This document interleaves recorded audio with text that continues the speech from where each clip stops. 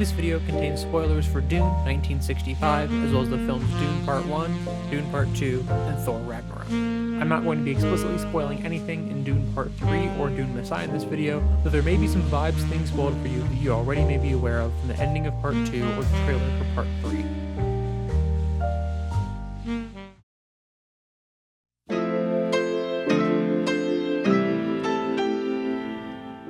Earlier this year, I watched both Dune and Dune Part 2 again for the first time after reading Dune and Dune Messiah, and the first part of Children of Dune. I fell off somewhere around chapter 17, I think. But rewatching parts 1 and 2 of the trilogy with greater context have me thinking about different scenes in the movie, and one in particular. This scene, where Paul takes control of the Fremen and formally accepts the mantle of the Lisan al-Gaib, the voice from the outer world. This is quite possibly my favorite scene in the movie, both because of its actual filmmaking, the framing, and the editing, but also for what it represents in the story. Here's the thing. When you're first watching this movie, this scene reads in two different ways. You have the triumphant reading that you expect at this part of the movie.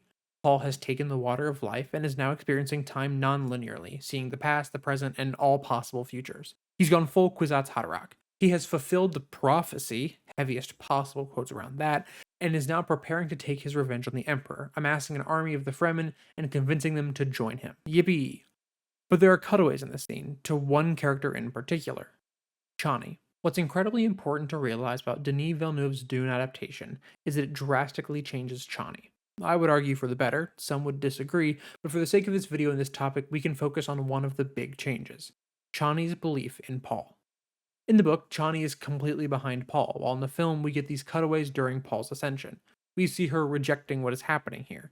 In this way, Chani is the voice of reason, because while it is yay yippee to see Paul self-actualize, the ramifications of this are universal, with Paul inevitably declaring himself emperor, which we will see him do later. In this scene, the audience is back and forth between Paul, a character who we are rooting for up until this moment, and Chani. Paul is a young man caught in the subterfuge and deception of a fight against his house. None of what really happens to him in Part 1 is his fault. He moves planets, loses his father, and really loses everything. He gains a new family and friends in the Fremen, and is now to lead them against the man in the house who took everything from him. This is his self-actualization. This is his hero's journey. This is ascension.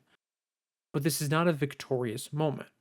Remember, the prophecy was created by the Bene Gesserit for this moment, for them to be able to take control of the Fremen people. Now, it wasn't created for what comes after this, but still, this is the point where the viewer is split in two. Chani is right. This prophecy was created to control the Fremen people, and now here it is, doing just that.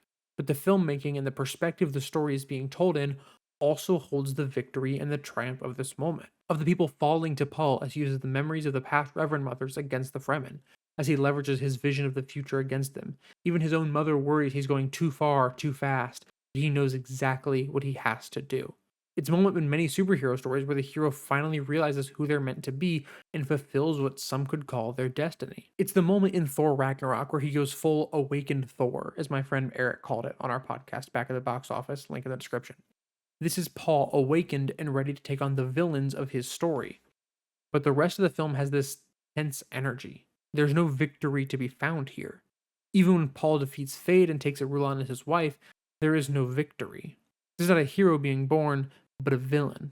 And that's the turning point of Dune Part 2. The moment Paul gives in and takes the water of life, he is on the path to the end of the movie and to the events of Part 3. This tonal dissonance, the victory of this scene, the Fremen have found their savior, the one to deliver water to the desert, but in finding their Messiah, they have given in to his rhetoric, his beliefs, and his empire. They have believed this prophecy so deeply that they'll be able to justify anything he does, any action taken, and any sacrifice that must be made, because their Messiah and their savior is here. But from the outside, we, and from outside of the belief Chani, can see the truth. This prophecy is false.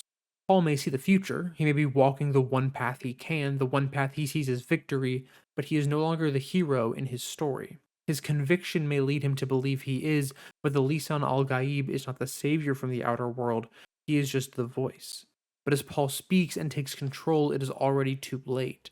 The Messiah will rise.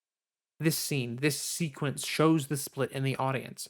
The ones who will root for Paul, who will join his holy war, and those who will stand against him and declare him a villain.